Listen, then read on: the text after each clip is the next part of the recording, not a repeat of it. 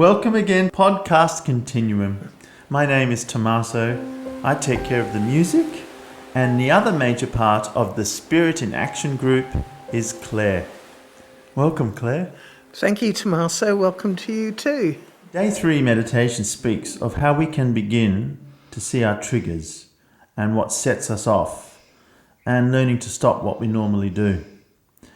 Does this get any easier the more we become aware of our patterns? Yes, because the more we become aware of our patterns, we actually start to see what we do. And as we start to see what we do, we can reach a point where we can choose to stop what we do. That's not particularly easy because, of course, we have a charge in our body which will want to respond the way it always has. However, as you even become aware of that, you can just sit quietly and work it through. Yeah, one thing when sitting quietly, how do you not go off on those thoughts? Well, the thing is, I've said this before, meditation to me is about just being. It's not about doing anything. So if the mind is clustered at thoughts to begin with, that's what it is.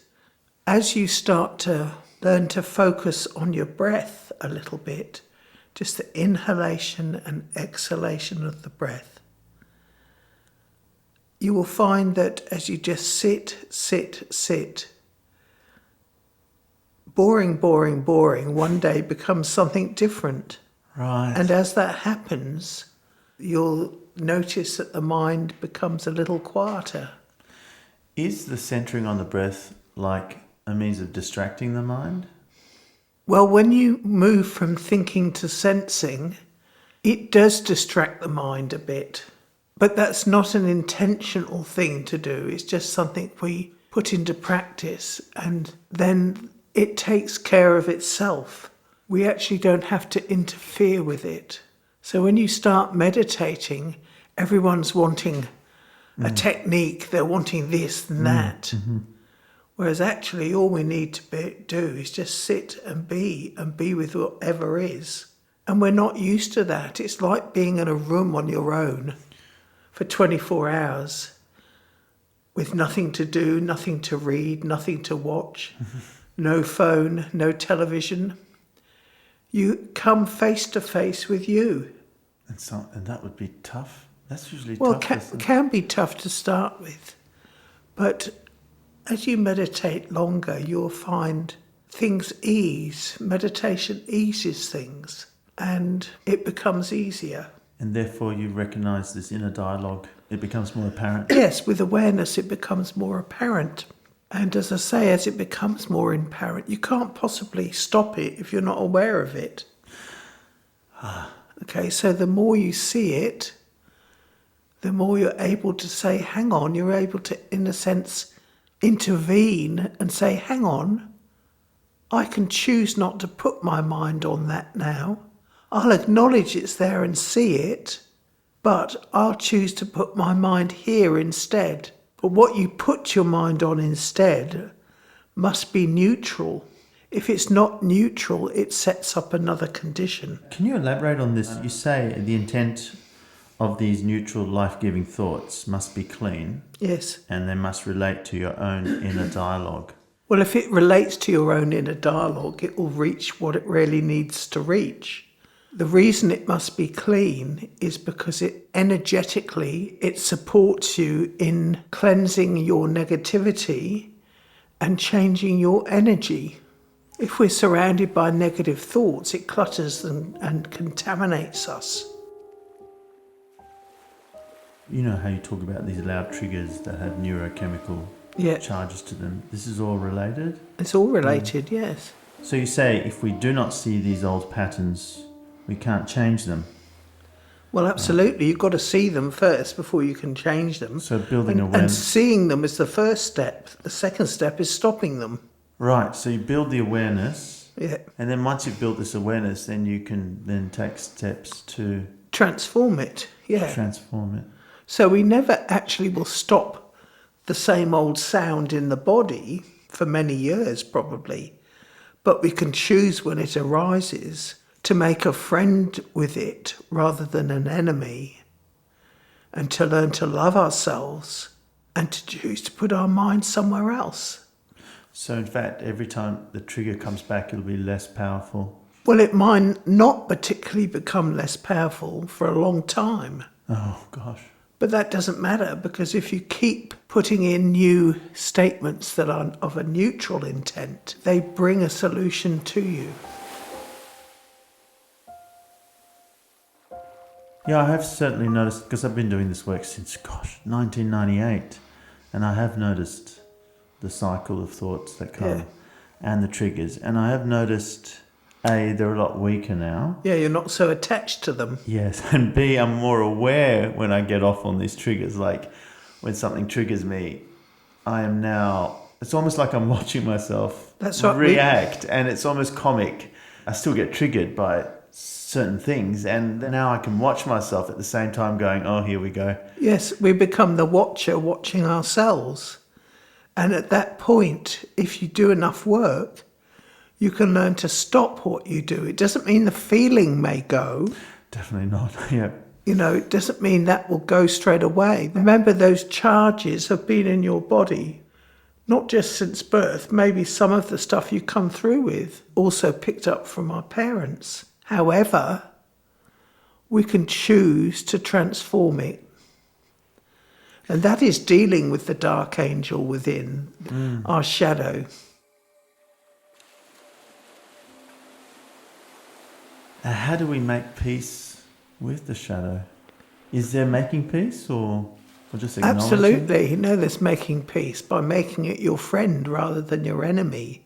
By acknowledging it, allowing it, but choosing not to go off on it or let it run your life anymore.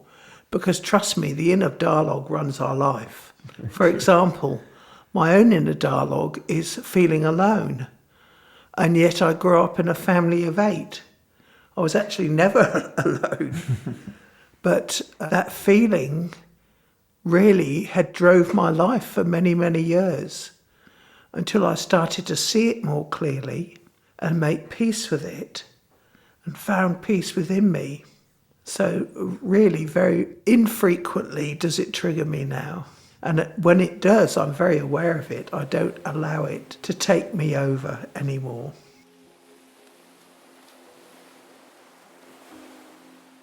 Is meditation for everybody? Is there a certain personality that meditation does not work for? I think some people are not ready for it. And certainly for some people, it probably brings up too much trauma to start with. So I think starting to do some work on yourself and then starting to allow meditation with truly understanding it's about being, it's not about doing. It's about letting whatever's there just be there. Over time, you will find it will, because a lot of people come and they say, I can't meditate, my mind's all over the place. I can't stop thinking. It's not about stopping thinking. It's about just sitting and being. Not being controlled by the mind. Yeah, absolutely. It's about sitting and being with whatever is. And slowly something happens within you. Because as someone once famous said, love is the fragrance of meditation. Meditation is the flower.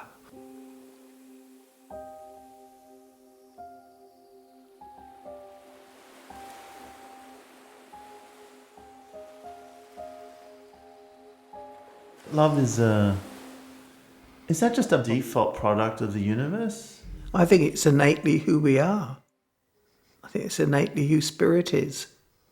And I think, as I say, that's what meditation is. If you sit quietly long enough, love will come from within. It starts to rise, and slowly, as you meditate, you can start to feel more love. So it's certainly not a byproduct. It's the essence of who we are. I've also felt the more I've meditated, the more I'm able to detach. Yeah, definitely. From other feelings and emotions that I've been growing up with. Yes, because you become aware of them and you're putting other things in that gives you something to put your mind on instead of that. You can still recognise and allow it to be there, but you're choosing, for example, if you're deeply depressed and your whole focus is on not being happy, you can choose to put your mind on happiness. Are you going to feel it? No. But the more you put your mind there, by still recognising, you're not denying that you're not feeling like that, you're absolutely acknowledging it, but you're choosing to put your mind somewhere else.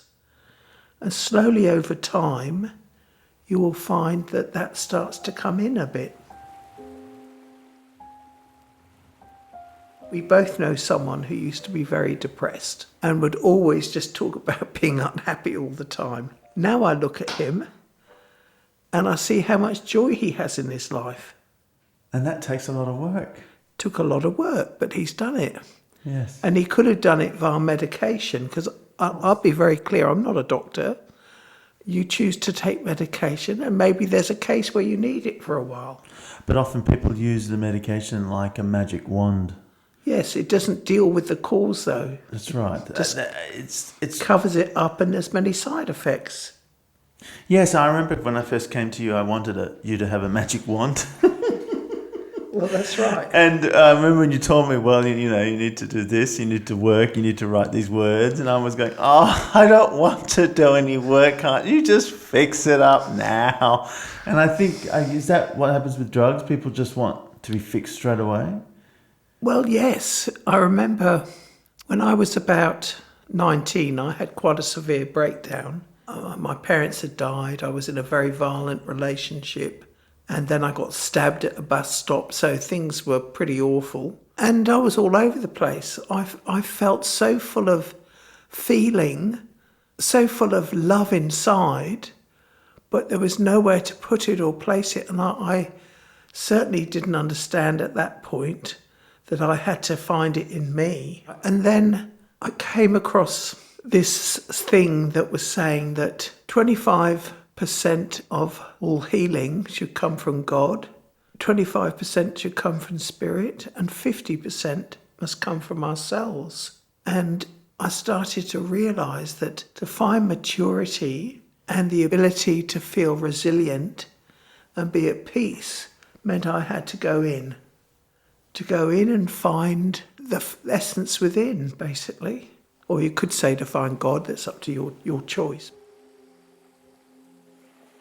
So, like you say, looking for God, love, happiness within, that's the same for outside sources to help them. Yeah, therefore, the magic wand effect, they want someone else to you'll never do. find it on the outside. I mean, even if you fall in love and it's wonderful for a while, what if it falls apart? Then where are you? Or if they die. Or if they die. So if you work within, and what I've found over the years is I now feel connected, not just to people, but to the universe. I feel there's a wholeness more within me. Yeah, a lot of people saying that all is one. That Not being in duality anymore. Yeah, it's about making peace with all that is. So it's like if you get too attached to anything, it's like whether you're very right wing or left wing. Both are two strong opinions that cause tension. I mean, I was listening to someone the other day who gets off so much on this, that and the other, and it causes them so much tension. Anger and anger and hatred. And they think that by being quiet and going within is not... Is a surrender. But they think it's not being voiced enough. Whereas I believe that the more you do that, the more you create peace. I mean, a lot of people argue about, if you surrender to peace and all that, let's say a lion's running to you, what do you do then? Well, I always said, if someone stood in front of me and was going to shoot my son, would I just allow it? Certainly not. I would do everything I could to save him. But it's coming from a place of... Well, that would come from a place of love. And protection, I suppose, but I think it's a natural instinct. Right, yeah, that's inbuilt within us. Certainly as a mother, I think it definitely is. I mean, but that's the mind's job, to protect you, and Well, it's trying to, yes. it's trying to. It thinks Yeah. it's trying to help you. I think what's happened now is that we've reached a state where we've let our mind control us, like Yes. the instruments. Yes. As we become much more aware of the neurochemical effects the mind has on us and everything else, we can learn the art of detachment. And viewing it as a tool to help us Absolutely. survive and have. So, as I say, when we think we're doing nothing by sitting and meditating, that it's not being a strong force for creating certain things in our reality, I actually believe it's very much creating peace and resilience in our reality. I've heard this said that our outer world, the wars that we experience and all the suffering, is basically also reflected on our inner world. That most Well, of it's us. all reflected on our opinions.